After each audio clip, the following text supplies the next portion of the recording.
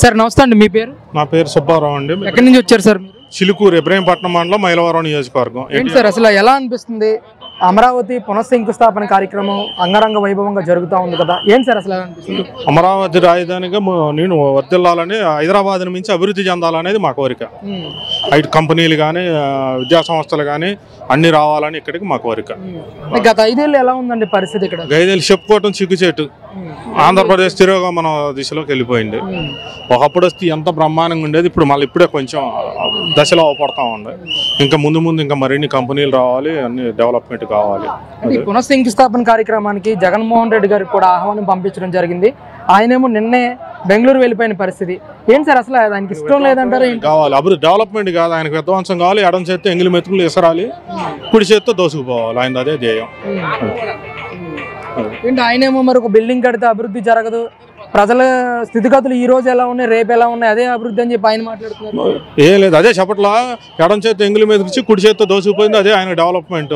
పిల్లలు ఎడ్యుకేషన్లో ఇది రావద్దు, ఇండస్ట్రీలు రావద్దు, పని చేయొద్దు, ఏమొద్దు, అదే ఆయనకు కావాల్సింది. అంటే ఆయనేమో కార్యకర్తల సమావేశాల్లో మాట్లాడుతూ ఇప్పుడే ప్రజల్లో వ్యతిరేకత వచ్చేసింది, జగన్ ఉంటే మంచి చేసేవాడు అని చర్చించుకున్నారు. వ్యతిరేకత ఉంటుంది. ఎండకి ఈ జనమే సాక్ష్యం, ఎండకి ఈ జనమే సాక్ష్యం అండి. అది నాడు ఎండాకాలం 42 డిగ్రీల్లో ఇంతమంది జనం వచ్చారని అదే సాక్ష్యం వ్యతిరేకత ఆయనకి. దాదాపు ఎంతమంది ఇక్కడ వచ్చుంటారండి జనాలు? నా లెక్కలో ఇప్పుడు 3 నుంచి 4 లక్షలు, 5 నుంచి 7 లక్షల మంది వస్తారని నా అంచనా.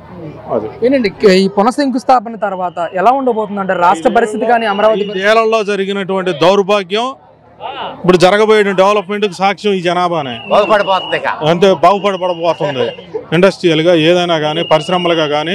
మోటార్ బిల్లు రవాణా రంగ కార్మికులు ఒకప్పుడు 40,000 జీతం తెచ్చుకున్నారు. గత 5 ఏళ్ళ 15 ఏళ్ళు, ఇప్పుడే 25 నుంచి 30,000 వెళ్తున్నారు. ఇంకా కొంచెం డెవలప్ కావాలని మేము కోరుకుంటున్నాం.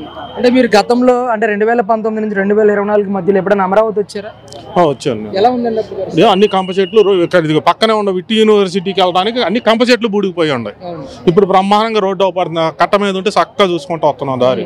అది ఎలా ఉన్నాయండి అంటే గతంలో ఇక్కడ కట్టిన భవనాలన్నీ కూడా గ్రాఫిక్స్ అని చెప్పి ఇక్కడ ఎడారి చేశారు అని చెప్పి చాలా మాటలు కనపడుతున్నాయి కదండి. గ్రాఫిక్స్ కనపడుతున్నాయి కదా, బిల్డింగ్లు అవపడుతున్నాయి, పునాదులు వేసి అవపడుతున్నాయి. గ్రాఫిక్స్ అనేది అతను చూపించాడు చూడండి, అది గ్రాఫిక్స్. ఇంగ్లీష్ చెట్లు పెంచి డ్రైనేజీలు ఏమీ లేకుండా అంతా అర్థమవుతం చేసి చేసిపోయాడు. ఇప్పుడు ఏమైనా చూడండి, రోడ్లు కానీ బ్రహ్మాండంగా లైటింగ్ కానీ. విజయవాడ గన్నవరం దగ్గర వెళ్తే మా ఇబ్రహీంపట్నం వచ్చి లైట్ వేసే పని లేదు, కారుకి కానీ బైక్ కానీ.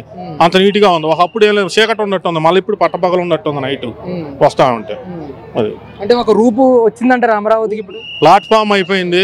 ఇంకా ఇప్పుడు ఇవాళ మోడీ గారి శంకుస్థాపనతో అభివృద్ధి పనులు కానీ వేగవంతం అవుతాయని మా ఆశిస్తున్నాం. అంటే రాష్ట్రం మొత్తం ఈరోజు 1,00,000 కోట్ల రూపాయలకి సంబంధించి ఈరోజు శంకుస్థాపన కార్యక్రమం జరుగుతూ ఉంది కదా, అసలు ఎలా అనిపిస్తుంది సార్ మీకు? చాలా సంతోషంగా ఉన్నారు, చాలా సంతోషంగా ఉన్నారు. రైతులు కానీ, మోటార్ రవాణా రంగ కార్మికులు కానీ, వ్యవసాయానికి సంబంధించిన కూలీలు కానీ ఎవరైనా చాలా హ్యాపీగా ఉన్నారు. అంటే ఇప్పుడు మోడీ గారు కానీ, చంద్రబాబు నాయుడు కానీ, పవన్ కళ్యాణ్ గారి ఆధ్వర్యంలో రాష్ట్రం ఏ విధంగా కొత్త పుంతలు తొక్కే అవకాశం ఉంటుందంటారు? అభివృద్ధి పరంగా ఏ విధంగా ముందుకెళ్తుంది అంటారు? అభివృద్ధి పరంగా వేగవంతంగానే పనులు జరుగుతాయి అనుకున్నాం. ఎందుకంటే విధి విధానాలు సెంట్రల్ గవర్నమెంట్ సపోర్ట్ ఉంది, మోడీ గారి సపోర్ట్ కూడా ఇస్తాడని ఆశిస్తున్నాం. రాష్ట్ర చంద్రబాబు గారి మీద బ్రాండ్, ఆయన మీద ఒక నమ్మకం, పెట్టుబడులు వస్తాయని. పవన్ కళ్యాణ్ గారు కూడా వర్క్ సిద్ధంగా కొంచెం యాక్టివ్గా ఉన్నాడు. గ్రామీణ రూరల్ డెవలప్మెంట్లో ఆయన యాక్టివ్గా ఇది చేస్తూ ఉన్నాడు. అంటే అమరావతి పేరుతో మళ్ళీ చంద్రబాబు నాయుడు రాష్ట్ర ప్రజల్ని మభ్య పెడతా ఉన్నాడు, మోసం చేస్తా ఉన్నాడు అని చెప్పేసి కూడా పెద్ద ఎత్తున వైసీపీ నాయకులు 3 పిల్లలు పెట్టలేదు ఆయన. 3 రాజధానులని 3 పిల్లలు పెట్టలా.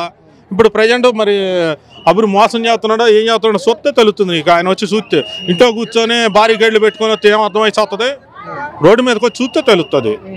ఇప్పుడు ఏదో వెళ్తున్నాడు జనంలోకి, ఏది మన చచ్చిపోయిన వాళ్ళ దగ్గర కూడా నవ్వుతున్నాడు. నాకు అర్థం కావట్లా, ఆ నవ్వు ఏంటో ఆయన ఏంటో నాకు అర్థం కావట్లా. అసలు ఆడికి వెళ్తే నవ్వటం ఏంటి? అసలు ఎవరైనా విషణవాదనాలతో ఉంటే మన ధైర్యం చెప్పి మన ధైర్యంగా ఉండమని చెప్పదు. ఆయన నవ్వుతున్నాడు ఆడికి వెళ్ళి, మరి అదేంటో అర్థం కావట్లా ఆయన. అంటే సార్ అయితే కూటమి పాలన వచ్చిన తర్వాత దాదాపు 11 నెలలు కావస్తా ఉంది పరిపాలనలోకి వచ్చి. ఈ 11 నెలల పరిపాలన చూసిన తర్వాత 2029లో జగన్ నన్నే గెలిపిస్తారని చెప్పేసి ఆయన మాట్లాడుతూ ఉన్నాడు. ఏంటి సార్ అసలు మీకు ఎలా అనిపించింది? అదే 6 నెలలు ఆయన చేసిన తప్పులు సరి చేసుకోవడానికే సరిపోయింది. ఇప్పుడే అంతా సెటరైడ్ చేసుకొని లైన్లోకి వస్తున్నారు. ఎటువంటి ఏం ఆలోచన లేదు, బ్రహ్మాండంగా ఉంది. మళ్ళీ కూటమి గెలిచే అవకాశం ఉంటుంది 100%. మళ్ళీ 100% కూటమి గెలుస్తుంది. లేదంటే మళ్ళీ ఈసారి 5 ఇప్పుడు 20 ఏళ్ళు వెనకపోయి ఈసారి చరిత్ర ఉన్నది ఆంధ్రప్రదేశ్. అది చెప్పండి అమ్మా, ఎలా ఫీల్ అవుతున్నారు? రాజధాని ప్రాంతంకి వచ్చారు, రాజధాని ఈ రోజు పునఃప్రారంభోత్సవం జరిగింది కదా, అసలు చాలా సంతోషిస్తున్నామండి. ఆ చంద్రబాబు నాయుడు గారి వల్ల మేము ఎంతో అసలు ఆనందాన్ని తట్టుకోలేకపోతున్నాం అసలు. కానీ ఆయన చేసినందుకు మేము ఎంతో గర్వపడుతున్నాం. అసలు చాలా బాగుందండి, ఆయన పరిపాలన కూడా చాలా బాగుంది. మేము అసలు ఊహించలేదు ఇట్లా చేస్తారని. మేము ఎంతో కష్టపడి ఎప్పుడో వచ్చాం, అసలు పొద్దున్న అనగా వచ్చాం. ఇప్పుడు దాకా మేము ఆ ఎండలో అలాగే తిన్నా తినకపోయినా మేము చాలా ఉండి ఆయన మేము చెప్పినవన్నీ మేము విని మేము చాలా చాలా గ్రేట్. అసలు ఇక మేము తట్టుకోలేము ఆయన చెప్పి. ఈసారైనా పూర్తి అయిపోతుంది అనుకున్నారా? రాజధాని అయిపోవాలి, అయిపోతే ఇంకెందుకు మాకు? మేము ఇంత కష్టపడి గెలిపించుకున్నాక ఆయన మేము అనవసరం, ఇక మేము ఉండలేము. అసలు ఆయన మేము కావాలనే గెలిపించుకున్నాం. అసలు ఈసారి పూర్తి చేస్తారని చంద్రబాబు అయిపోవాలి, అయిపోద్ది కూడా, గ్యారెంటీగా అయిపోద్ది. నమ్మకం చంద్రబాబు పైన. అమ్మో, మేము అందుకనేగా మేము ఇంత కష్టపడి గెలిపించుకున్నాము. ఎంతమంది మేము ఎంత కష్టాలు పడినా నష్టాలు పడినా ఎన్ని ఇదైనా సరే చాలా పూర్తయితే మీకు ఏంటి లాభం? అసలు ఏంటి, ముందు పిల్లలు బాగుపడతారు. మేము ఎలాగ అయిపోయాం, మా సమస్యలు ఎలాగా బాధపడ్డాము, అయిపోయింది. ఇప్పుడు ముందు భవిష్యత్తు చిన్న పిల్లలు అసలు ఉద్యోగాలు లేక మీరు ఒక్కసారి ఇళ్ళకి రండి, మీరు కనుక్కోండి. చదువుకున్న పిల్లలు ఎంతమంది ఉన్నారో మీరు చూడండి. అసలు బీటెక్కలు చేసి ఎందుకయ్యా మేము ఎక్కడెక్కడికో వెళ్ళి మేము పంపించాలి, హైదరాబాద్ పంపించి మేము పిల్లల్ని వాళ్ళకి తిండికి పంపించవా? తిండికి పంపించేసి ఎందుకు? మేము అద్దెలు కట్టుకుని మేము ఎక్కడ బతికి పిల్లలకి ఆహారం అన్నం తినడానికి లేక వాళ్ళకి ఏం లేక అద్దెలు కట్టుకుని అక్కడ వాళ్ళు ఉంటారు హైదరాబాద్లో. మేము తినడానికే తెచ్చుకోవాలి సత్తుంటే. మళ్ళీ 5 ఏళ్ళు జగన్మోహన్ రెడ్డి రాజధాని పట్టించుకోలేదమ్మా. అసలు ఎందుకు చేస్తారని మేము ఎంతో ఆశపడ్డాం కానీ చేయలేకపోయారు. ఈసారి ఎట్టాగన్నా అయ్యిద్ది, కంపల్సరిగా చేస్తారు. హైదరాబాద్ పిల్లలన్నీ వెళ్ళి చాలా అవస్థపడుతున్నారు మాకు. ఇప్పుడు మీ పిల్లలంతా హైదరాబాద్ వెళ్తున్నారు, ఇది పూర్తయితే ఇక్కడ ఉద్యోగం చేసుకోవచ్చని మీకు ఆశ. అందుకనే మేము కష్టపడి గెలిపించుకున్నాము. ఎన్ని కష్టాలు అన్నారని నష్టాలు ఆయన మేము చంద్రబాబు నాయుడు అంటే మాకు చాలా ఇది. ఆయన కంపల్సరిగా చేస్తాడు. జగన్ కూడా పిలిచారు కదమ్మా మీటింగ్ కి రమ్మని, ఆయన ఎందుకు రాలేదు అసలు? మోడీ గారు వచ్చినప్పుడు ఆయన ఎందుకనో మరి అసలు ఇష్టపడలేదు. ఆయన ఎందుకని అలా చేశాడో మాకు అర్థం కాల. మీ రాజధాని వల్ల అసలు జగన్మోహన్ రెడ్డిని మేమేం చేయము. అసలు కావాలని మేము తెచ్చుకున్నాం. ఎట్టయినా వీళ్ళు కంపల్సరిగా పూర్తి చేస్తారు. అసలు తొందరగా 2 సంవత్సరాల లోపే క్లియర్ చేస్తారు వాళ్ళు. మా పిల్లలు బాగుపడతారు. మేము చాలా సంతోషంగా ఉన్నాం. చాలా హ్యాపీగా ఫీల్ అవుతున్నాం అండి. మేము కోడూరు గ్రామం, మైలవరం నియోజకవర్గం అండి మాది. కోడూరు గ్రామం నుంచి వచ్చాము. చాలా హ్యాపీగా ఉందండి. రాజధాని చూసారు కదా, ఈ ప్రాంతం హ్యాపీగా ఉందండి. అసలు వాళ్ళు ఇచ్చినందుకు వ్యవసాయం మానుకొని అమరావతి ఇచ్చినందుకు చాలా థ్యాంక్స్ అండి వాళ్ళకి. అసలు మీరు అసలు ఎలా ఉంటది అనుకున్నారు? రాజధాని వచ్చేటప్పుడు ఎలా ఉంటది అని ఊహించుకున్నారా? లేదండి, ఇక్కడికి వచ్చాక చూస్తున్నాం అండి. ఇప్పుడే మొదటిసారి చూడటం చాలా బాగుంది సార్. రాజధాని అడవిలా ఉంది, ఏదో శ్మశానం అన్నారు కదా గతంలో, శ్మశానంలో ఉందా లేదంటే బాగుందా? ఈసారి రమ్మనండి, ఒకసారి వచ్చి చూడమనండి. ఎవరైతే శ్మశానం అన్నారో ఏ విధంగా ఉందో అప్పుడు చూస్తారు వాళ్ళు వచ్చిన తర్వాత. చంద్రబాబు నాయుడు పూర్తి చేస్తాడా ఈ రాజధాని? నమ్మకం ఉందండి, కరెక్ట్ గా నమ్మకం ఉంది. ఆయన చేస్తారు, ఆయన అనుభవం కూడా. అది తప్పకుండా అయిపోయాడు, ఆయన ఏం చేస్తాడు అంటున్నారు కదా. అదే లేదండి, ముసలాడైనా కానీ ఆయనకి సర్వీస్ ఉంది. అవును ఉంది. రాజధాని పూర్తయితే మీకు ఏంటి లాభం అంటారు? పిల్లలకి చాలా భవిష్యత్తు ఉందండి. అసలు చాలా భవిష్యత్తు ఉంది. పిల్లలకి చాలా యోగ్యవంతంగా ఉంటది. వాళ్ళకి చదువుకున్న పిల్లలకి ఉద్యోగాలు చేసుకోవడానికి కానీ ప్రతి విషయంలో కూడా వాళ్ళకి చాలా ఇది ఉందండి. చాలా తోడ్పాటు ఉంది. అభివృద్ధి.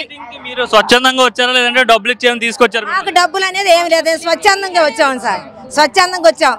అందరం కూడా పొద్దున్నే కూడా కరువు పనికి వెళ్ళేసి అందరూ కూడా రావాలి అనేసి చంద్రబాబు గారిని చూడాలి, మోడీ గారిని చూడాలి, పవన్ అన్నని చూడాలన్న ఉద్దేశంతో అందరూ వచ్చాం సార్. అన్న మీ పేరన్నా? నాగేంద్ర తులసి ప్రసాద్. ఎక్కడి నుండి వచ్చారన్నా? మాది తిరువూరు నియోజకవర్గం. తిరువూరు, ఓకే, కృష్ణా జిల్లా. సో ఇప్పుడు ఎన్టీఆర్ జిల్లా, అదే ఉమ్మడి కృష్ణా జిల్లా. ఓకే, ఎలా ఉంది మరి రాజధాని ప్రాంతం చూస్తున్నారు, ఏమనిపిస్తుంది? చాలా బాగుంది. ఇంతవరకు నేను గత 5 సంవత్సరాలు ఎప్పుడు రాలేదు, ఇదే మొదటిసారి రావడం. చూస్తున్నా డెవలప్మెంట్ అంతా చూశాను. మొత్తం చేంజ్ కనిపిస్తుంది. జంగిల్ కాస్త రాజధాని లాగా మారబోతుంది. జంగిల్ కాస్త రాజధానిలా మారబోతుంది. చూడండి అలా కనిపిస్తుంది. కనిపిస్తుంది కదా. ఇంకా మీరు చూడండి అక్కడ ఎప్పుడన్నా మీరు ఏ ఎక్స్పెక్టేషన్ తో వచ్చారు, ఎలా ఉంటది అనుకున్నారు ఇక్కడికి వచ్చే ముందు? ఎక్స్పెక్టేషన్ కాదు, ఆయన ఇచ్చే భరోసా మాట వినడం కోసం ఇంత దూరం వచ్చాను నేను. రాజధాని కట్టగల దమ్ము నాకుందని చెప్తున్నాడు చూసారా, ఆ మాట వినడం కోసం వచ్చాను నేను. మరి గతంలో కూడా గత ముఖ్యమంత్రి కూడా 3 రాజధానులు కడతా అన్నాడు కదా. మరి ఒక్కటి కూడా కట్టలేదు కదండి. కడతా అన్నారు అంతే, కట్టలేదు కదా. ఏనా నేను ఒక్కటైనా కట్టగలుగుతాను, నా దగ్గర దమ్ము ఉంది అంటున్నాడు. మరి అంతకన్నా ఏం కావాలి? ప్రజలు 124 సీట్లు గెలిపించారు కదా. ఏంటి అంత కాన్ఫిడెన్స్ చెప్తున్నారు, అంత కాన్ఫిడెన్స్గా చెప్తున్నారు చంద్రబాబు గురించి?